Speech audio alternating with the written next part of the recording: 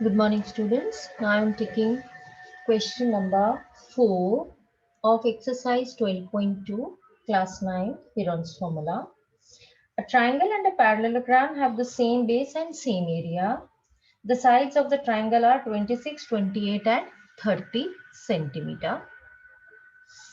And the area of parallelogram is equal to that of the triangle. Now, the parallelogram stands on the base 28 centimeter and you have to find the height of the parallelogram. First, we find the area of the triangle. तो Heron's formula लगाएंगे, semi perimeter, तीनों sides को add किया, divided by 2, which gives you 42 centimeter. Area of triangle, Heron's formula लिखिए, values put करिए, 42 into 42 minus 26, 42 minus 28, 42 minus 30. और जब इसे आप कैलकुलेट करेंगे, जैसे मैंने पहले भी आपको बताया था कि पूरे को मल्टीप्लाई करने के बजाय फैक्टराइज कर लीजिए. तो 42 can be written as 7 into 6, 16 को 4 into 4, 14 को 2 into 7 और 12 को 2 into 6. अब 2 बार 7 है तो एक 7 बाहर, 2 बार 6 है तो एक 6 बाहर, 2 बार 4 है तो एक 4 बाहर और बचे ये दोनों 2, तो एक 2 बाहर आ जाएगा रूट से. तो इस तरह से एरिया आ गया 336 सेंटीमीटर स्क्वायर.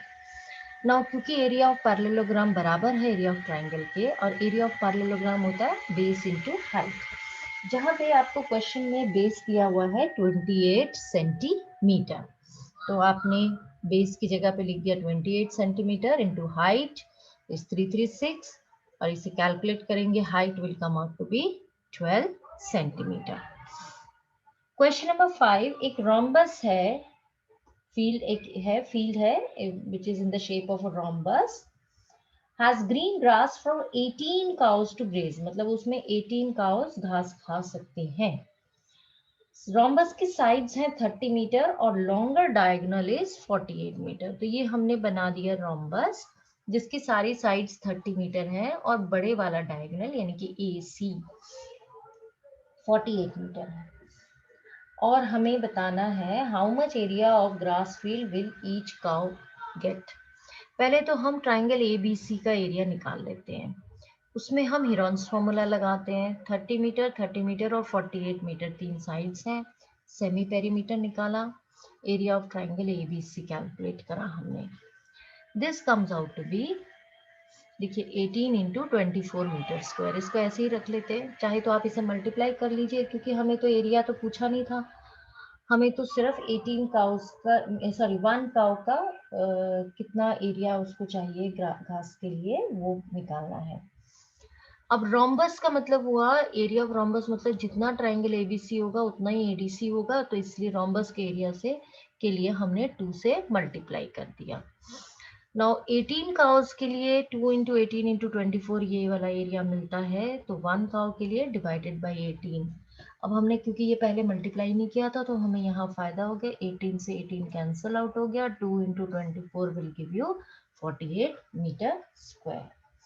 आई होप ये क्वेश्चंस आपको समझ में आए होंगे. क्वेश्चन नंबर 6 में एक अम्ब्रेला है जिसमें 10 ट्रायंगुलर पीसेस ऑफ क्लॉथ चाहिए और एक पीस जो ट्रायंगल का है उसकी डायमेंशन 20, 50 एंड 50 सेंटीमीटर दी हुई है. तो आप एक ट्रायंगल का एरिया निकाल सकते हैं हिरॉन्स फॉर्मूला से. और क्योंकि 10 है ट्रायंगुलर पीसेस जिसमें से 2 डिफरेंट कलर्स हैं, 5 एक कलर के हैं, 5 दूसरे कलर के हैं, तो हमें एक कलर का क्लॉथ निकालना है यानी कि 5 से मल्टीप्लाई करना है ट्रायंगल के एरिया को. आई होप ये क्वेश्चन आप कर सकते हैं 6, 7. फिर भी अगर आपको कोई प्रॉब्लम आएगी you can ask me. Thank you.